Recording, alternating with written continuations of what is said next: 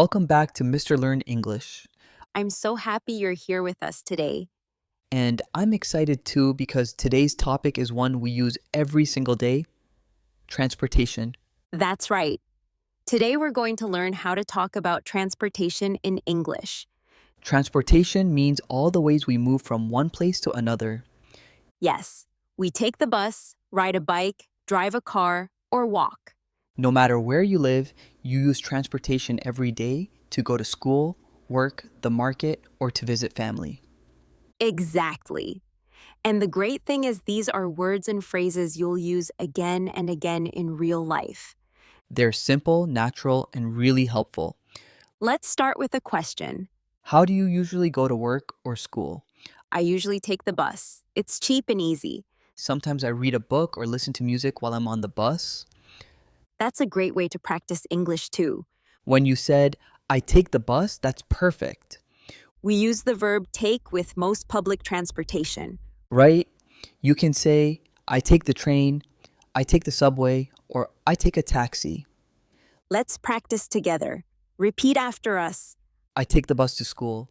I take the train to work. I take a taxi to the airport. Nice job. Now, what if you use a bicycle or drive a car? Then the verbs change a little. Yes, we say, I ride my bike or I drive my car. Let's practice those too. I ride my bike to the park. I drive my car to the store. Perfect. And if you walk somewhere, you just say, I walk. For example, I walk to school every morning. So these four verbs, take, ride, drive, and walk, are the basic words you need to talk about transportation. That's right. With only these four, you can describe almost every way you travel. Now, let's talk about real life situations. Have you ever been late because of traffic? Oh, yes, many times. Last week, I was stuck in traffic for almost an hour. That phrase stuck in traffic is so useful. It means the cars are moving very slowly or not moving at all. Exactly. When there are too many cars on the road, we call it a traffic jam. You can say, there was a traffic jam on the highway. Let's practice. Repeat after us. I was stuck in traffic. There was a big traffic jam this morning. Good work. You can use these when explaining why you're late. For example, sorry I'm late. I was stuck in traffic. Yes, everyone understands that because it happens to all of us. Now, let's imagine another common problem missing your stop. Has that ever happened to you? Oh, yes. Once I was listening to music on the train and I missed my stop completely. I had to get off and go back. That's a funny one, but it happens to everyone. Miss your stop means you didn't get off at the right station. You went too far by mistake. If that happens, don't worry. Just get off at the next stop and find your way back. Exactly. Now, let's learn how to ask for help when using public transportation. Yes, always start with excuse me.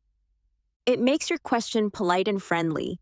For example, excuse me, which bus goes to the station? Or, excuse me, does this train stop at Main Street? Let's do a short example conversation together. Excuse me, which bus goes to the shopping mall? You need the number 10 bus. It stops right in front of the mall. Thank you. How often does it come? Every 15 minutes. The next one should be here soon. Great, thanks so much. Perfect. That was polite, natural, and clear. And you used how often does it come? A great question to ask about bus or train schedules. You can also say, what time does the next bus arrive? Or when does the train leave? These are simple but very helpful questions for travelers. All right, now let's talk about paying for transportation. When you get on a bus or train, you often need to buy a ticket or pay a fare. Fare means the price of your ride. You can ask, how much is the fare? Or where can I buy a ticket? That's right. In some places, you pay the driver. In other places, you buy a ticket from a machine or use a card. Yes, like in London, they use the Oyster card. And in other cities, it might be a travel card or Metro card. You simply tap the card when you get on and off. Super easy and convenient. Now let's talk about timing, catching the bus or train before it leaves. Sometimes you have to hurry, right? Yes, I always say I need to catch the bus or I have to rush to catch the train. Catch is a great word here. It means to get on before it leaves. If you don't make it in time, you can say, I missed the bus. Let's practice together. I need to catch the 8 o'clock train. Hurry or we'll miss the bus. I missed my train this morning. Excellent. And here's another common phrase, I'm running late. It means you're behind schedule. For example, I'm running late for work, or sorry, I'm running late. I'll be there soon.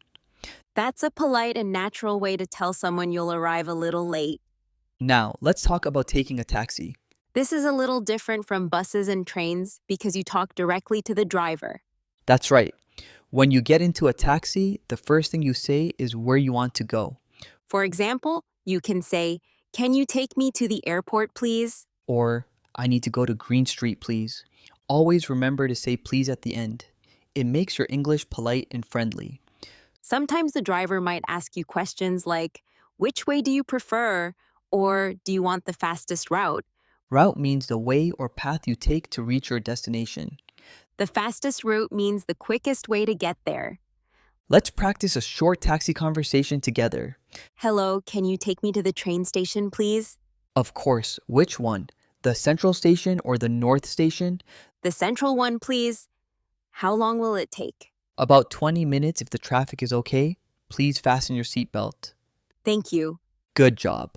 The phrase fasten your seatbelt means to put on your seatbelt for safety. Always wear your seatbelt in cars and taxis. It keeps you safe. Now, let's move on to trains. Trains are very common in many countries. They are comfortable and often faster than buses. When you travel by train, you usually go to a train station. You can buy your ticket from a machine or at the ticket counter. You can buy a one-way ticket if you are going in one direction, or a round-trip ticket if you are going somewhere and coming back.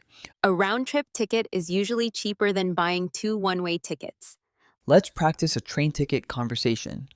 "Hi, I'd like a ticket to Boston, please." One way or round trip? "Round trip, please." "When does the next train leave?" The next train leaves at 3:30 from platform 5. That's in about 20 minutes. Perfect. How much is the ticket? $45, please. Here you go. Thank you very much. Great practice. Let's talk about the word platform. A platform is the place in the station where you wait for the train. There are usually many platforms. For example, platform 1, platform 2, platform 3. Each platform is for a different train. So when you buy your ticket, always ask, "Which platform should I go to?"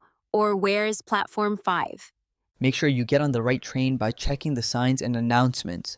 Now let's travel even farther. Let's go to the airport. Air travel can be a bit confusing if it's your first time, but once you know the words, it's easy. The first step is check-in. Check-in means showing your ticket and passport to get your boarding pass. You also give your big bags to the airline. These big bags are called luggage or baggage. You can keep one small bag with you on the airplane. That small bag is called a carry-on bag. After check-in, you go through security. Here, you put your bags through a machine and walk through a scanner. Then you go to the boarding gate. Each flight has a gate number. When it's time to get on the plane, you'll hear an announcement. For example, now boarding flight 205 to Tokyo. Boarding means getting on the airplane. Let's practice some airport phrases. Where is the check-in counter? Which gate do I need to go to? What time does boarding start? Is my flight on time? Excellent. Sometimes flights have problems. They can be delayed or canceled. Delayed means the flight will leave later than planned. You can say, "My flight is delayed by 2 hours." Canceled means the flight will not happen at all. When that happens, you can ask the airline staff for help. They might put you on another flight. Now, let's talk about something more fun. Road trips. A road trip is when you travel by car for a long distance, usually for fun or vacation. I love road trips. You can stop anywhere you want, see new places, and enjoy the scenery. Before you start your trip, you should fill up the tank. That means putting gasoline or petrol in the car. You can say, let's fill up the tank before we leave. Or, "We need to stop at a gas station." During a long drive, it's good to take a break. You can say, I'm getting tired, let's take a break. Or should we stop for lunch? If you see something interesting, you can say, let's pull over here. Pull over means to move the car to the side of the road and stop. For example, look at that view. Let's pull over and take a photo. And when you are ready to start again, you can say, let's hit the road. Hit the road means let's go or let's start driving. Let's practice together. We need to fill up the tank. Let's take a break at the next rest stop. Pull over here. I want to see this. It's time to hit the road. Very nice. Now, sometimes when you drive, you might get lost. It's okay. It happens to everyone. If you get lost, you can say, I think we took the wrong turn. Or, we're going the wrong way. Don't panic, just check the map or use GPS. GPS shows you directions on your phone or in your car. You can also stop and ask someone for directions. Always start with, excuse me. It makes your question polite. For example, excuse me, how do I get to the beach from here? Or, excuse me, which way is the highway? Most people are happy to help if you ask politely. And it's a great chance to practice your English in real life. Now that we've learned how to talk about different types of transportation, let's learn some fun expressions and idioms that use travel words. These idioms make your English sound more natural and interesting. The first one is in the same boat. This means you are in the same situation as someone else. For example, don't worry about the homework, we're all in the same boat. It means we all have the same problem. The next one is miss the boat. This means you were too late for something or you lost a chance. For example, I wanted to buy tickets for the concert, but I missed the boat. They are all sold out now. Another one is drive someone crazy. This means to annoy or bother someone a lot. For example, this traffic is driving me crazy. Or my little brother's singing drives me crazy. Let's practice these idioms together. We're all in the same boat. I missed the boat on that sail. This noise is driving me crazy. Great job. Idioms like these help you sound more natural and confident when you speak. Now, let's talk about how transportation is different around the world. In some countries, people drive cars most of the time. In others, public transportation is very common. For example, in New York and London, millions of people take the subway every day. In London, they call it the tube. In New York, it's called the subway. In the Netherlands, almost everyone rides bicycles. The whole country has bike paths and places to park bikes. In Vietnam and Thailand, motorbikes are everywhere. You can see hundreds of them on the streets. And in some countries, people still use traditional ways like boats, donkeys, or even camels. Transportation is part of culture. When you visit a new country, try using the local transportation. It helps you understand the people and the way of life. And it's a great chance to practice English in real situations. Now let's talk about something very important, safety. No matter what kind of transportation you use, you should always stay safe. When you are in a car or taxi, always wear your seatbelt. When you walk, look both ways before crossing the street. Don't look at your phone while walking. When you ride a bicycle, wear a helmet and follow the traffic rules. On a bus or train, hold on to the handrail or pole so you don't fall. And always keep your belongings close to you. These small habits can keep you safe every day. Now, let's compare transportation to learning English. They are actually very similar. When you travel, you start from one place and move step by step toward your destination. Learning English is the same. You start as a beginner and move toward fluency. Sometimes your journey is fast, like taking an airplane. Sometimes it's slow, like walking. But you are always moving forward. And sometimes you take a wrong turn or miss a stop. That's like making a mistake when you speak English. It's okay. You can always get back on track. The most important thing is to keep going. Don't stop just because it feels slow or difficult. Every new word you learn is one step forward. Every conversation you try is one more kilometer on your English journey. And remember, learning English should be fun, not stressful. You can practice even when you travel. Read the signs in English, listen to English podcasts, or describe what you see outside in English. Even a few minutes each day makes a big difference. Now, let's do a short review of what we learned today. We learned the basic verbs for transportation, take, ride, drive, and walk. We practiced common phrases like I take the bus, I ride my bike, I drive my car, and I walk to school. We learned about real life problems, like being stuck in traffic or missing your stop. We practiced asking for help with phrases like, excuse me, which bus goes to the station? We talked about trains, airports, and road trips. We learned phrases like fill up the tank, pull over, and hit the road. And we practiced idioms like in the same boat and drive someone crazy. That's a lot of useful English.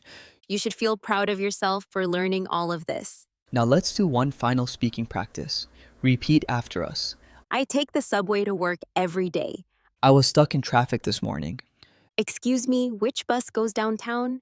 I need to catch the 9 o'clock train. My flight was delayed by 2 hours. Let's fill up the tank before we hit the road. Excellent work. You're doing an amazing job improving your English step by step. Remember, you don't need to be perfect. You just need to keep practicing. Mistakes are part of the journey, Every time you speak English, you're getting better. so keep learning, keep practicing, and keep going. Your English will become more natural and confident every day. Before we say goodbye, we want to hear from you. Tell us in the comments, how do you usually go to work or school?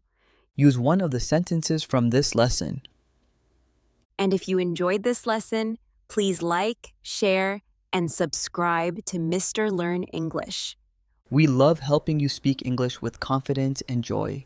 Thank you so much for listening today, This is Josh and Emily from Mr. Learn English. and we'll see you in the next episode.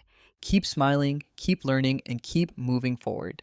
Bye, everyone, and safe travels.